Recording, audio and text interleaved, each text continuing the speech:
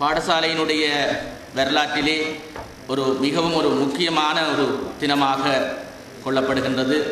கடந்த ஆண்டு இந்த பாடசாலைக்கான புதிய கட்டடத்துக்கான அடிக்கலினை எமது கௌரவ ஆளுநர் G.S. சந்திரஸ்ரீ அவர்கள் நாட்டி வைத்தார்கள்.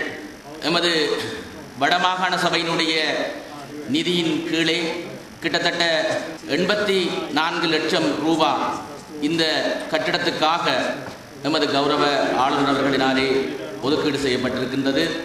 நாங்கள் இந்த கட்டிடத்துக்கான அடிக்கல்லை நாட்டி வைத்து கிட்டத்தட்ட 7 அல்லது 8 மாதங்களுக்கு உள்ளாக இந்த கட்டிடத்தை வேகமாகவும் சிறந்த முறையிலும் இந்த கட்டிடம் பூர்த்தி செய்யப்பட்டிருக்கின்றது.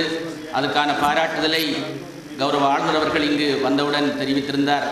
மிகவும் துரிதமாக இந்த கட்டிடத்தினுடைய நிர்மாண பணிகள் நிறைவு பெற்றிருக்கின்றன.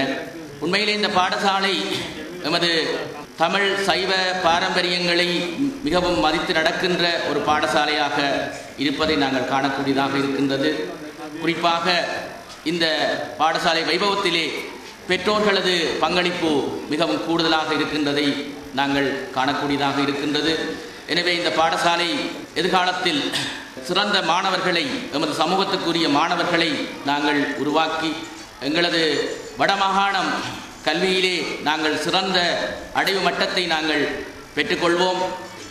வெளியாகிக் கொண்டிருக்கின்ற கல்வி பொதுத்தராதர உயர்தர பரீட்சை முடிவுகளிலே எமது வடமாகாணம் சிறந்த சாதனையை படைத்திருக்கின்றது. எங்களது கௌரவ அமைச்சர் அவர்கள், எமது கௌரவ ஆளுநர் அவர்களுடைய பங்களிப்பு, அவர்களுடைய வழிகாட்டல் எங்களது வடமாகாணத்தினை இந்த ஆண்டு சகல மாவட்டங்களிலும் நாங்கள் சிறந்த பெறுபர்களை நாங்கள் பெற்றிருக்கின்றோம். எனவே இந்த பாடசாலையும் இந்த பிரதேசத்தினுடைய கல்வி வளர்ச்சிக்கு தன்னுடைய முழுமையான பங்களிப்பை வழங்க வேண்டும் என தெரிவித்துக் கொண்டு